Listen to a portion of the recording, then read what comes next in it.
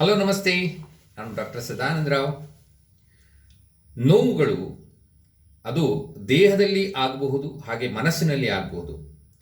ಈ ದೇಹ ಮತ್ತು ಮನಸ್ಸು ಅವಳಿ ಜೋಳಿ ಮಕ್ಕಳಿದ್ದ ಹಾಗೆ ಅಂತೇಳಿ ಹೇಳ್ಬೋದು. ಇಂಟರ್ಲಿಂಕ್ ಅಂತ ನಾವು ಹೇಳ್ತೀವಿ. ಮನಸ್ಸಿನಲ್ಲಿ ನೋವುಗಳು ಜಾಸ್ತಿ ಆದಾಗ ದೇಹದಲ್ಲಿ ಗೋಚರ ಆಗುತ್ತೆ. ಹಾಗೆ ದೇಹದ ನೋವು ಜಾಸ್ತಿ ಆದಾಗಲೂ ಕೂಡ ಮನಸ್ಸಿನಲ್ಲಿ ಮಾನಸಿಕ ದುಗುಡ ಅಥವಾ ಮಾನಸಿಕ ಸಮಸ್ಯೆಗಳು ಕೂಡ ನಮಗೆ ಹೆಚ್ಚಾಗ್ತಾ ಹೋಗುತ್ತೆ.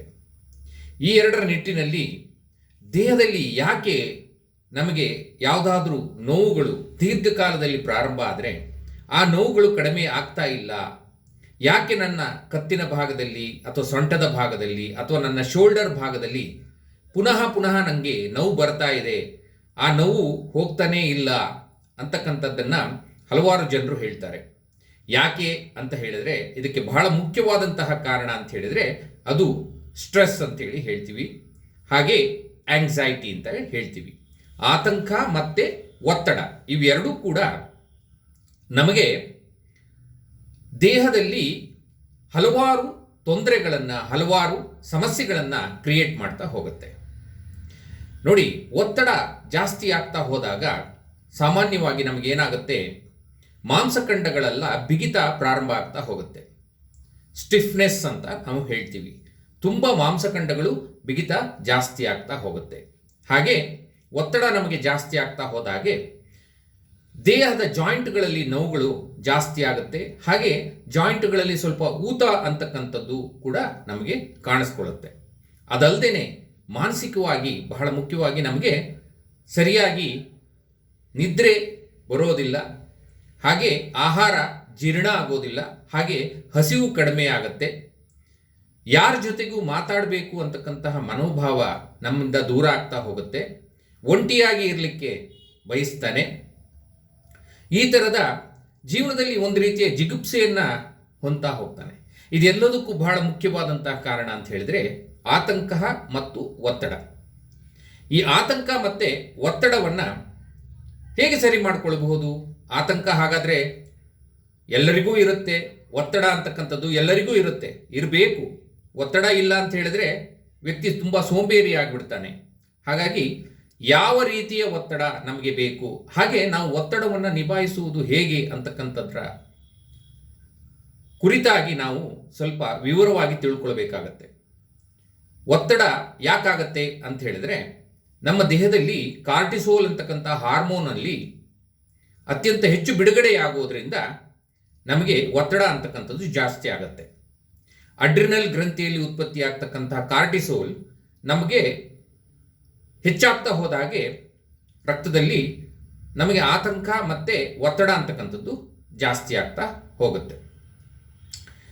ಅದರ ಬದಲಾಗಿ ನಾವು ಸಂತೋಷ ನಮಗೆ ಆಗಬೇಕು, ಸಂತೋಷ ಉತ್ಪತ್ತಿ ಆಗಬೇಕು, ನಮ್ಮ ದೇಹದಲ್ಲಿ ಸಂತೋಷ ಬರಬೇಕು ಅಂತ ಹೇಳಿದ್ರೆ ನಾವು ಕೆಲವು ನಿಯಮಗಳನ್ನು ಪಾಲಿಸಬೇಕಾಗತ್ತೆ. ಏನು ಅಂತ ಹೇಳಿದರೆ, ಮೊದಲಿನವ್ರು ಹೇಳ್ತಾರೆ ಹಾಸಿಗೆ ಇದ್ದಷ್ಟು ಕಾಲು ಚಾಚು ಅಂತ ಹೇಳಿ. ಅತಿಯಾದಂತಹ ಆಸೆ, ಅತಿಯಾದಂತಹ ದುರಾಸೆಯನ್ನು ನಾವು ಯಾವುದರಲ್ಲೂ ಪಡಬಾರದು. ಹಾಗೆ ಎಲ್ಲರ ಜೊತೆಯೂ ಸಂತೋಷವಾಗಿ ಖುಷಿಯಾಗಿ ಮಾತಾಡಿಕೊಂಡು ಸ್ನೇಹಿತರ ಜೊತೆ ಇರಬೇಕಾಗತ್ತೆ. ಹಾಗೆ ನಮಗೆ ಒತ್ತಡ ಜಾಸ್ತಿ ಆದಾಗ ಸ್ವಲ್ಪ ನಾವು ಬೇರೆ ಬೇರೆ ಸ್ಥಳಗಳಿಗೆ ಹೋಗ್ತಕ್ಕಂಥದ್ದು, ಯೋಗ ಮತ್ತು ಧ್ಯಾನ, ಮೆಡಿಟೇಷನ್ ಇವುಗಳನ್ನು ಮಾಡ್ತಕ್ಕಂಥದ್ದು, ಅಥವಾ ಸ್ನೇಹಿತರ ಜೊತೆ ಮಾತಾಡ್ತಕ್ಕಂಥದ್ದು, ಪುಸ್ತಕಗಳನ್ನು ಓದ್ತಕ್ಕಂಥದ್ದು, ಒಳ್ಳೊಳ್ಳೆಯ ಅಭ್ಯಾಸಗಳು ಹವ್ಯಾಸಗಳನ್ನು ಬೆಳೆಸ್ಕೊಳ್ತಕ್ಕಂಥದ್ದು, ಸಂಗೀತ, ಸಾಹಿತ್ಯ ಇದ್ರ ಬಗ್ಗೆ ಹೆಚ್ಚು ಒಲವನ್ನು ಕೊಡ್ತಕ್ಕಂಥದ್ದು, ಇದೆಲ್ಲದೂ ಕೂಡ ನಮಗೆ ಸ್ವಲ್ಪ ಈ ಒತ್ತಡವನ್ನು ಕಮ್ಮಿ ಮಾಡುವಲ್ಲಿ ಸಹಾಯ ಮಾಡ್ತಾ ಹೋಗುತ್ತೆ. ಅದಲ್ಲದೆ ನಮಗೆ ಸಂತೋಷ ಆಗಬೇಕು ಅಂತ ಹೇಳಿದ್ರೆ ನನಗೆ ಎಂಡಾರ್ಫಿನ್ ಲೆವೆಲ್ಲು ಸರಿಯಾಗಿ ಉತ್ಪತ್ತಿ ಆಗಬೇಕು ದೇಹದಲ್ಲಿ.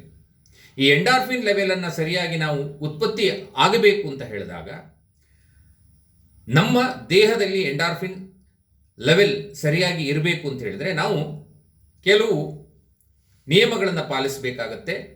ಆಹಾರ ಪದ್ಧತಿ, ದಿನನಿತ್ಯದ ಚಟುವಟಿಕೆಗಳು, ಹಾಗೆ ಮಾನಸಿಕ ಸ್ವಾಸ್ಥ್ಯ ಇವುಗಳನ್ನು ಕಾಪಾಡಿಕೊಂಡಾಗ ಈ ಎಂಡಾರ್ಫಿನ್ ಲೆವೆಲ್ಲು ಸರಿಯಾಗುತ್ತೆ. Endorphin is the pleasant hormone ಅಂತ ಹೇಳ್ತೀವಿ.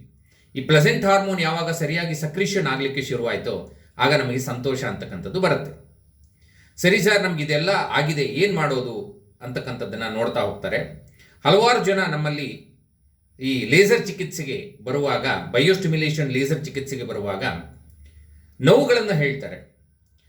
ಅವರಿಗೆ ನಾವು ಈ ನೋವಿನ ರೂಟ್ ಕಾಸನ್ನು ನೋಡ್ತಾ ಹೋದರೆ ಸುಮಾರು ಒಂದು 60-70% ಜನರಲ್ಲಿ ಒತ್ತಡ ಮತ್ತು ಆತಂಕ ಇವುಗಳು ತುಂಬ ಜಾಸ್ತಿ ಆಗಿರುತ್ತೆ. ಇವುಗಳನ್ನು ನಾವು ಮೊದಲಾಗಿ ಅವರಿಗೆ ಸರಿ ಮಾಡಬೇಕಾಗತ್ತೆ.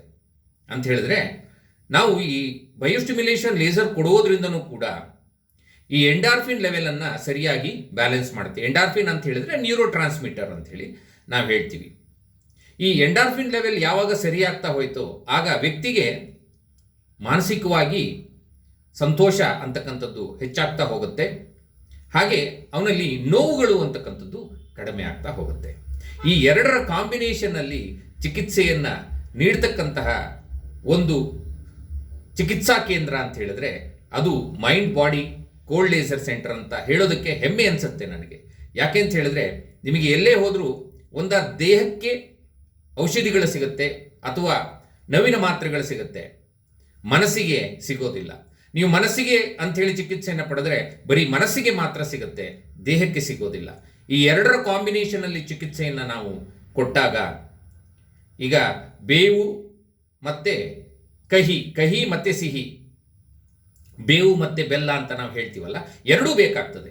ಹಾಗೆ ಈ ದೇಹಕ್ಕೆ ಮತ್ತು ಮನಸ್ಸಿಗೆ, ದೇಹಕ್ಕೆ ಚಿಕಿತ್ಸೆ, ಮನಸ್ಸಿಗೆ ಸಾಂತ್ವನವನ್ನು ನಾವು ಯಾವಾಗ ಕೊಡ್ತಾ ಹೋಗ್ತೀವೋ ಖಂಡಿತ ನಮ್ಮ ನೋವುಗಳು ಅಂತಕ್ಕಂಥದ್ದು ಮಾಯ ಆಗ್ತಾ ಹೋಗುತ್ತೆ. ಅತಿ ಹೆಚ್ಚು ನಮಗೆ ಕಾಣಿಸ್ತಕ್ಕಂಥ ನೋವುಗಳೇ ಮನೋದೈಹಿಕ ನೋವುಗಳು ಅಂಥೇಳಿ ನಾವು ಹೇಳ್ತೀವಿ. ಅಂದರೆ ಅದು ಮನಸ್ಸಿನಿಂದ ಪ್ರಾರಂಭ ಆಗಿರುತ್ತೆ, ದೇಹದಲ್ಲಿ ಗೋಚರ ಆಗ್ತಿರುತ್ತೆ. ಹಾಗಾಗಿ ಹೆಚ್ಚಿನ ಜನ ಕೇವಲ ಔಷಧಿ ಮಾತ್ರೆಗಳನ್ನು ಅಥವಾ ನೋವಿನ ಮಾತ್ರೆಗಳನ್ನು ತಿನ್ನೋದನ್ನು ಬಿಟ್ಟು ಸ್ವಲ್ಪ ಜೀವನ ಕ್ರಮವನ್ನು ಬದಲಾವಣೆ ಮಾಡಿಕೊಂಡು ನಮ್ಮ ನಿತ್ಯ ಜೀವನದಲ್ಲಿ ನಾವು ಯಾಕೆ ನನಗೆ ಹೀಗಾಗಿದೆ ಅಂತ ಅರ್ಥ ಮಾಡಿಕೊಂಡು ಸರಿಯಾದ ವೈದ್ಯರನ್ನು ಭೇಟಿಯಾಗಿ, ಅಥವಾ ನಿಮಗೆ ಹೆಚ್ಚಿನ ಮಾಹಿತಿಗಳು ಬೇಕು ಅಂತ ಹೇಳಿದ್ರಾಗ ನಮ್ಮ ಮೈಂಡ್ ಬಾಡಿ ಕೋಲ್ಡ್ ಲೇಸರ್ಗೆ ಒಮ್ಮೆ ಭೇಟಿ ನೀಡಿ. ಯಾಕೆ ನಿಮಗೆ ದೇಹದಲ್ಲಿ ನೋವು ಬರ್ತಿದೆ ಅಥವಾ ಮನಸ್ಸಿನಲ್ಲಿ ಇದೆಯಾ, ಇದು ಎರಡರ ವಿವರವನ್ನು ನಾವು ತಿಳಿಸಿ ನಿಮಗೆ CBT ಅಂತ ಹೇಳ್ತೀವಿ, ಕಾಗ್ನಿಟಿವ್ ಬಿಹೇವಿಯರ್ ಥೆರಪಿಯನ್ನು ಕೊಡೋದರ ಮೂಲಕವಾಗಿ ನಿಮ್ಮ ನೋವುಗಳನ್ನು ನಾವು ದೂರ ಮಾಡೋದಕ್ಕೆ ಸದಾ ಸಿದ್ಧರಿದ್ದೇವೆ. ಹೆಚ್ಚಿನ ಮಾಹಿತಿ ನಿಮಗೆ ಬೇಕಾದರೆ ನಮ್ಮ ವೆಬ್ಸೈಟ್ www.mindbodycoldlaser.comಗೆ ಭೇಟಿ ನೀಡಿ. ಅಲ್ಲಿ ನಮ್ಮ ಫೋನ್ ನಂಬರ್ಗಳು ಬರ್ತಾ ಇದೆ, ಅದಕ್ಕೆ ಕರೆ ಮಾಡಿ ಅಪಾಯಿಂಟ್ಮೆಂಟ್ಗಳನ್ನು ತಗೊಳ್ಳಿ. ಖಂಡಿತ ನಿಮ್ಮ ದೇಹದಲ್ಲಿ ಇರತಕ್ಕಂಥ ಅರ್ಧ ನೋವು ಮತ್ತು ಮನಸ್ಸಿನಲ್ಲಿ ಬರ್ತಕ್ಕಂಥ ನೋವುಗಳನ್ನು ಎರಡನ್ನೂ ಸರಿಯಾದ ಸಮಯದಲ್ಲಿ ಚಿಕಿತ್ಸೆಯನ್ನು ನೀಡಿ ಸರಿಪಡಿಸಿದರೆ ನಮ್ಮಲ್ಲಿ ನೋವುಗಳು ದೂರ ಆಗುತ್ತೆ ಅಂಥೇಳಿ ಹೇಳ್ಬೋದು. ನಮಸ್ತೆ.